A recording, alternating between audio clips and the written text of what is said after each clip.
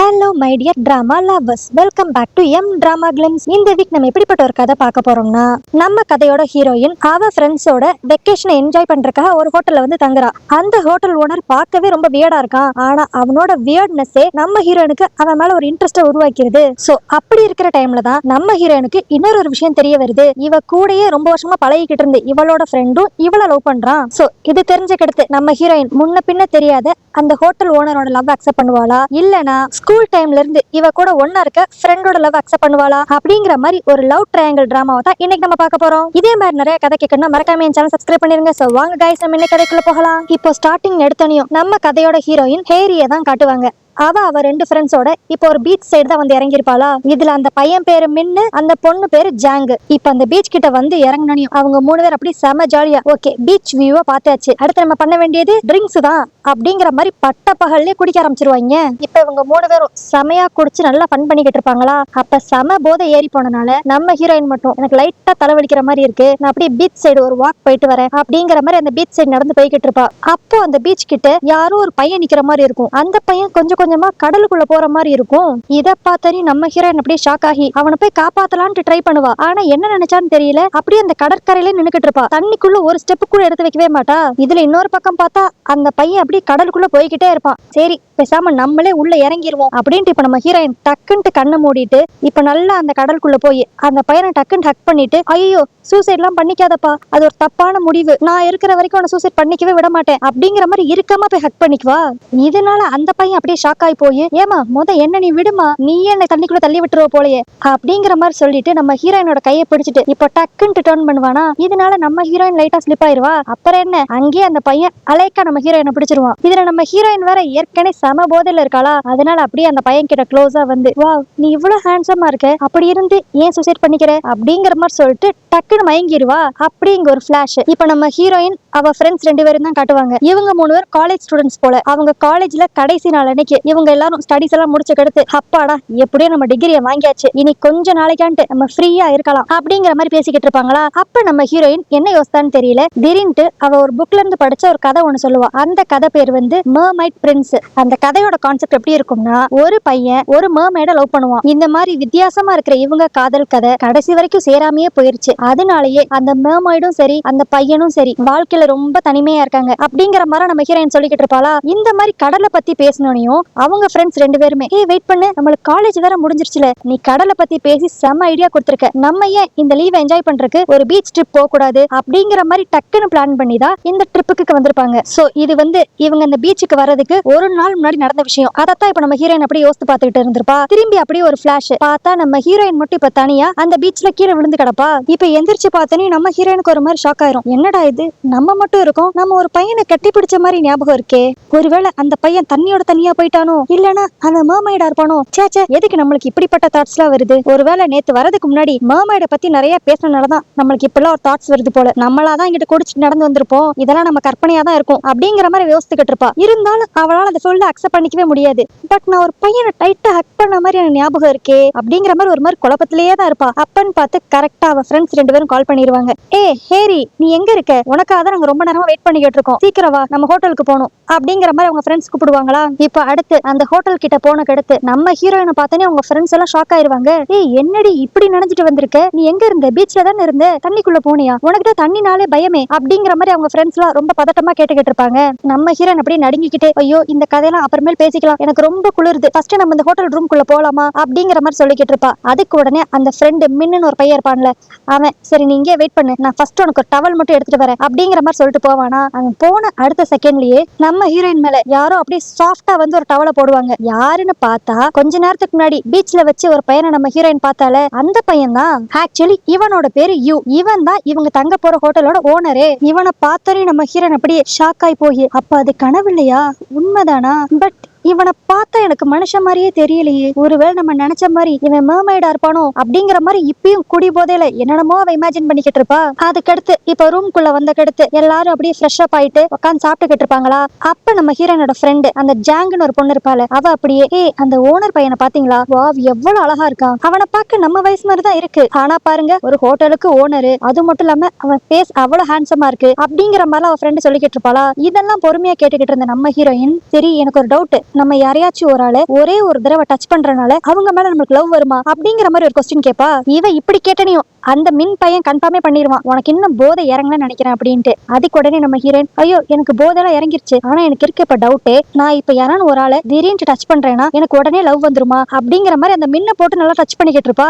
அதுக்கு உடனே அந்த மின் அப்படியே, டச் பண்றதுனால லவ் வந்திருக்கணும்னா நீங்க ரெண்டு பேரும் எப்ப பார்த்தாலும் ஏமாடியே தான் விழுந்து கிடக்குறீங்க, அப்போனா இந்நேரம் உங்க ரெண்டு பேர்ல யாரான ஒரு ஆளுக்கு என் மேல லவ்வே வந்திருக்கணும் அப்படிங்கிற மாதிரி காமெடியா பேசிக்கிட்டு இருப்பான். ஆனா இதுக்கு அந்த ஜாங்கு பொண்ணு உடனே ரொம்ப ஆசைதான் அப்படின்ட்டு அந்த மின்னை லைட்டா தள்ளி விட்டுட்டு, நீ கேட்கிற கேள்வி ரொம்ப கரெக்ட், உனக்கு என்ன யாரான ஒரு ஆளு டச் பண்ண உடனே நம்மளுக்கு லவ் வந்துருமான்னு தெரிஞ்சுக்கணும், அவ்வளவுதானே, அதை நம்ம ஈஸியா டெஸ்ட் பண்ணலாம். அதுக்கு நீ பண்ண வேண்டியது எல்லாமே இன்னொருக்கும் நீ அந்த பர்சனை டச் பண்ணணும். சோ நீ செகண்ட் டைம் டச் பண்றப்பையும் உனக்கு ஒரு வித்தியாசமான ஃபீல் இருந்துச்சுன்னா கண்டிப்பா அது லவ்வா மாறதுக்கு வாய்ப்பு இருக்கு அப்படிங்கிற மாதிரி அவ ஃப்ரெண்ட் அட்வைஸ் பண்ணிக்கிட்டு இருப்பாளா.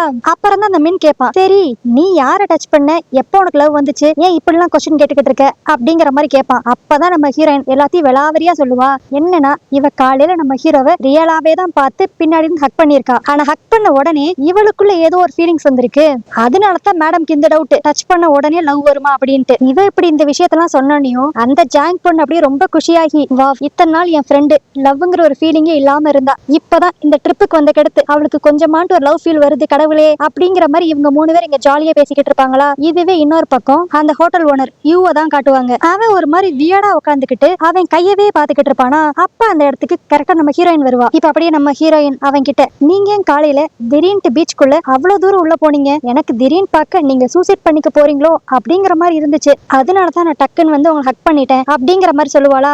அதுக்கு அந்த பையன் அப்படியே நாசுக்கா, அது ஒண்ணும் இல்ல, நீங்க ரொம்ப குடிச்சிருப்பீங்க போல, அதனாலதான் உங்களுக்கு நார்மலா நடந்து போறது கூட வேற மாதிரி ஃபீல் ஆயிருக்கு அப்படிங்கிற மாதிரி போற போக்குல அவளை இன்சல்ட் பண்ணி விட்டுருவான். இதனால நம்ம ஹீரோயின் லைட்டா காண்டாகி, என்ன சொன்ன அப்படிங்கிற மாதிரி அவன் கையை தான் பிடிப்பா. பட் ஆனா இவ இப்படி கையை பிடிச்சோனையும் அந்த யூக்கு ரொம்ப கோவம் வந்து டக்குன்னு நம்ம ஹீரோயினோட கையை தள்ளி விட்டுருவான். இப்ப அப்படி கையை தள்ளி விட்டது மட்டும் இல்லாம என்ன தொடாம பேசுங்க அப்படிங்கிற மாதிரி சொல்லிட்டு போயிருவான். இப்படி நடந்தோடனே நம்ம ஹீரோனுக்கு ரொம்ப அசிங்கமா போயிரும். அவன் என்ன அவனை பெரிய மன்மதன் நினைச்சுக்கிட்டானா, நான் ஜஸ்ட் கேஷுவலா தான் தொட்டேன், என்னமோ அவனை லவ்வோட தொட்ட மாதிரி இப்படி குதிக்கிறான் அப்படிங்கிற மாதிரி அவனை மனசுக்குள்ள திட்டிக்கிட்டு இருப்பா. இப்ப அப்படியே அடுத்த நாள் காலையில தான் காட்டுவாங்க. நம்ம ஹீரோயின் அப்படியே தூங்கி எந்திரிச்சிட்டு கீழே வருவாளா. அங்க பார்த்தா அந்த யூ அப்படியே சாப்பாடெல்லாம் ரெடியா எடுத்து வச்சுக்கிட்டு இருப்பான். அப்போ கரெக்டா நம்ம ஹீரோயினுக்கு அவ ஃப்ரெண்டு ஜாங் சொன்னது ஞாபகம் வரும். நீ ஃபர்ஸ்ட் டைம் ஒருத்தனை டச் பண்றப்ப உனக்கு அவனை பிடிச்சிருக்குங்கிற மாதிரி தோணுச்சுன்னா நீ செகண்ட் டைமும் திரும்பி அவனை டச் பண்ணி பாரு, அப்பயும் உனக்கு அந்த ஃபீலிங் இருந்துச்சுன்னா கண்டிப்பா அது லவ் தான் அப்படிங்கிற மாதிரி அவ சொல்லியிருப்பாள். அது இப்ப நம்ம ஹீரோயினோட மைண்டுக்கு வந்தனையும் நேத்து இந்த யூ அவளை அசிங்கப்படுத்தினது எல்லாத்தையும் மறந்துட்டு திரும்பி டக்குன்ட்டு அவன் கிட்ட போய் அவன் கையை பிடிச்சு இவ கணத்துல வச்சிருவா.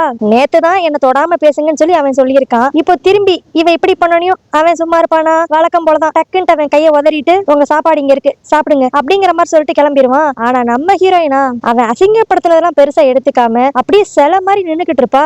என்னன்னா மேடம்க்கு இவன் மேல ஏதோ ஒரு ஃபீலிங்ஸ் இருக்கு, அது மட்டும் நல்லா தெரியுது. அதுக்கடுத்து நம்ம ஹீரோயினும் அவங்க ஃப்ரெண்ட்ஸ் உட்காந்து சாப்பிட்டுக்கிட்டு இருப்பாங்களா. அப்ப அந்த இடத்துக்கு அந்த யூ அவன் கையில அப்படியே நிறைய பொருளை தூக்கிட்டு வந்துகிட்டு இருப்பான். இதை பார்த்து அந்த மின் அப்படியே, கொடுங்க நான் உங்களுக்கு ஹெல்ப் பண்றேன் அப்படிங்கிற மாதிரி பக்கத்துல போவானா. உடனே வழக்கம் போலதான் அந்த யூ அப்படியே டக்குன்னு மூஞ்சில் அடிச்சாப்ல, இல்ல நானே பாத்துக்கிறேன் அப்படிங்கிற மாதிரி அவன் கையை எடுத்துருவானா.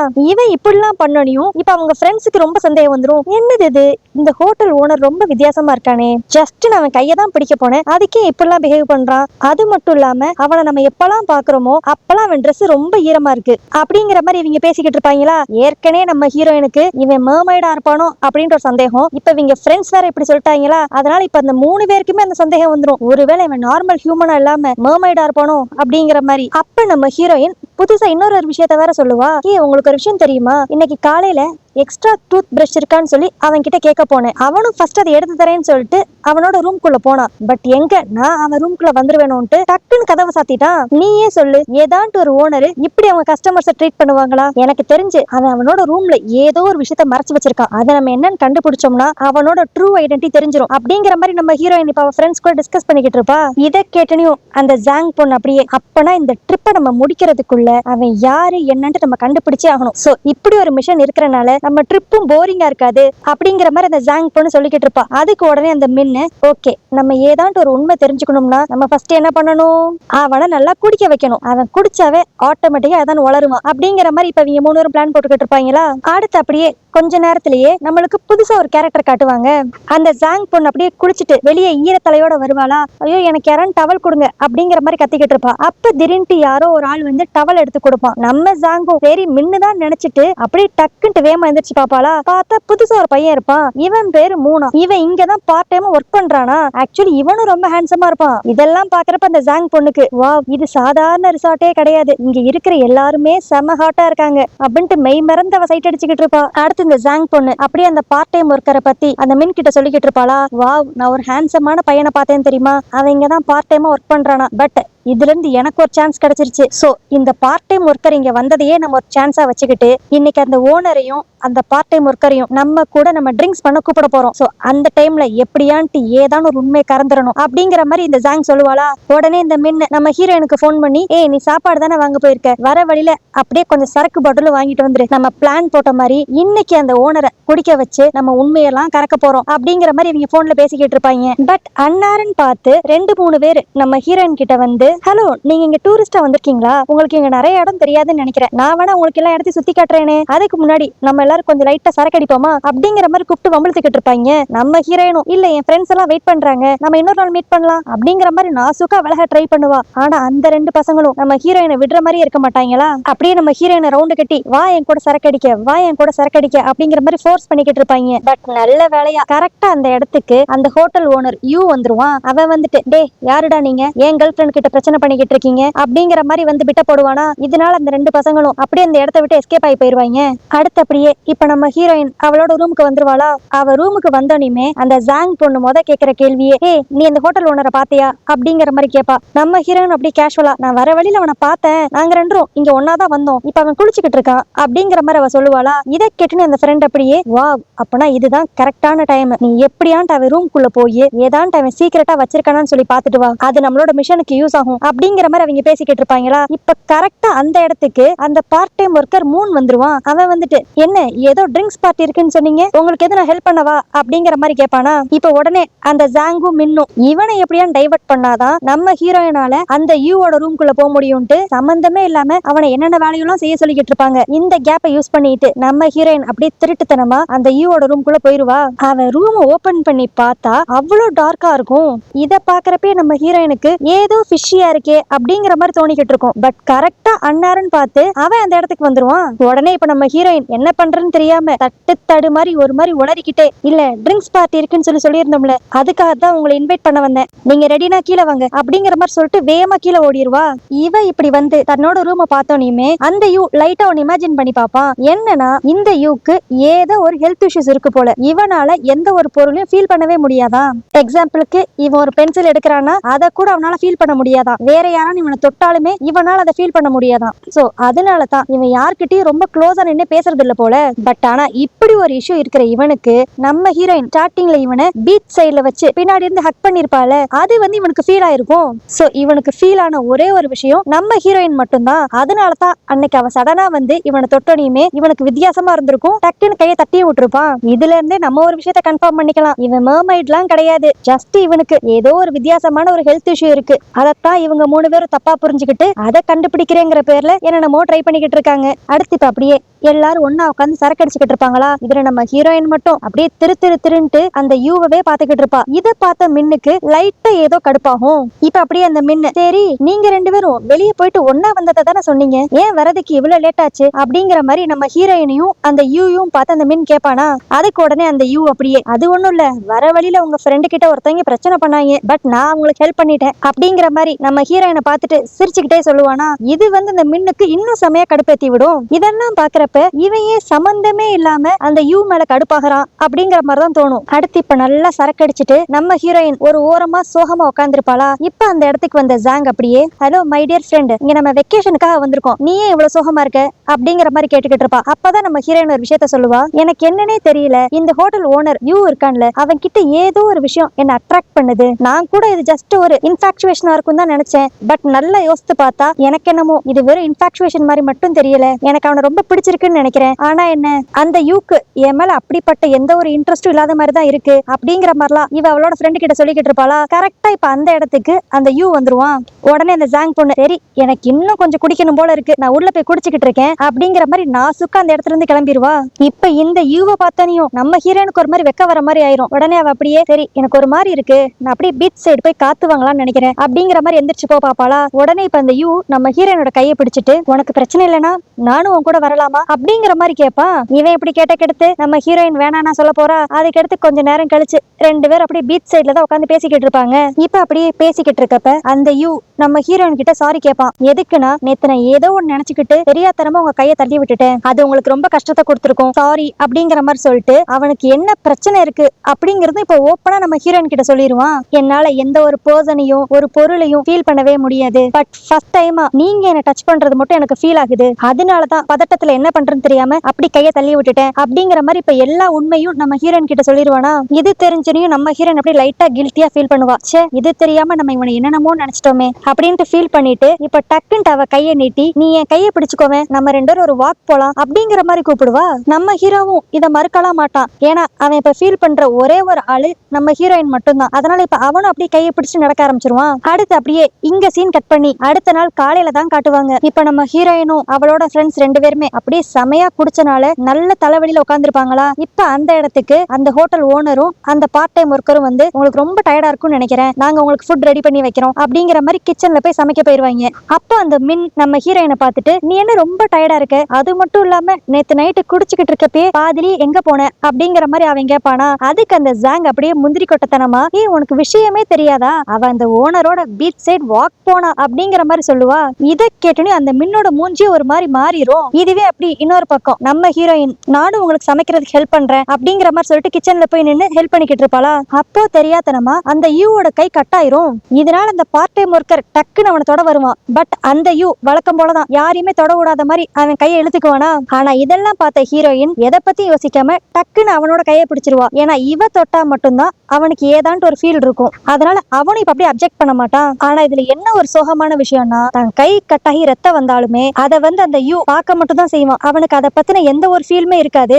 இதுவே இன்னொரு பக்கம் அந்த சோகமா இருந்த மின்னதான் காட்டுவாங்க. அவன் அப்படியே சும்மா அந்த ஹோட்டலுக்குள்ளே நடந்துகிட்டு இருப்பானா. அப்ப கரெக்டா இந்த யூவோட ரூம் கிட்ட வந்துருவான். அங்க வந்தனையும் அவனுக்கு அந்த ஜாங் பொண்ணு சொன்னது ஞாபகம் வரும். இந்த யூ அவனோட ரூம்ல ஏதோ ஒரு விஷயத்த மறைக்கிறான், அதை நம்ம என்னன்னு செக் பண்ணணும் அப்படிங்கிற மாதிரி சொல்லியிருப்பாள். அது இப்ப அவனுக்கு ஞாபகம் வந்துட்டு அப்படியே மெதுவா திருட்டுத்தனமா யூவோட ரூம் குள்ள போவான். அங்க பார்த்தா அங்க இருக்கிற டேபிள்ல ஒரு டைரி இருக்கும். அந்த டைரியில அவன் நம்ம ஹீரோயினை வரைஞ்சு வச்சிருப்பான். இதை பார்த்துன்னு அந்த மின்னுக்கு ரொம்ப ஷாக் ஆயிரும். அது மட்டும் இல்லாம நம்ம ஹீரோயினை வரைஞ்சு வச்சுட்டு கீழே என்ன எழுதியிருப்பான்னா, உன்னை டச் பண்ண கருத்துதான் எனக்கு ஒரு நல்ல ஃபீலே வந்துச்சு, நான் இன்னும் உன் கூட க்ளோஸா இருந்து உன் கையை பிடிக்கணும்னு சொல்லி ஆசைப்படுறேன் அப்படிங்கிற மாதிரிலாம் எழுதியிருப்பானா. இதை பார்த்துட்டு அந்த மின்னு தப்பா புரிஞ்சுக்குவான். அப்புறம் என்ன, அப்படியே அடுத்த சீன்லயே அந்த மின் போய் அந்த யூ கூட சண்டை போட ஆரம்பிச்சிருவான். நான் உன்னை ரொம்ப நல்லவன் நினைச்சேன், ஆனா நீ இப்படி ஒரு பெர்வர்ட்டா இருப்பேன்னு சொல்லி நினைச்சு பார்க்கவே இல்லை, நீ இப்படிலாம் ஹேரிய பத்தி எழுதியிருக்கன்ட்டு அவளுக்கு தெரியுமா என்ன அப்படிங்கிற மாதிரி இவன் கேட்டுக்கிட்டு இருப்பான். ஆனா இந்த யூக்கு இவன் எதை பத்தி பேசுறான்ட்டு சுத்தமா தெரியாதா. உடனே அந்த மின் அப்படியே, நான் எதை பத்தி பேசுறேன்னு உனக்கு புரியலையா, நான் உன்னோட டைரிய பார்த்தேன், அதுல நீ அவளை வரைஞ்சு வச்சுட்டு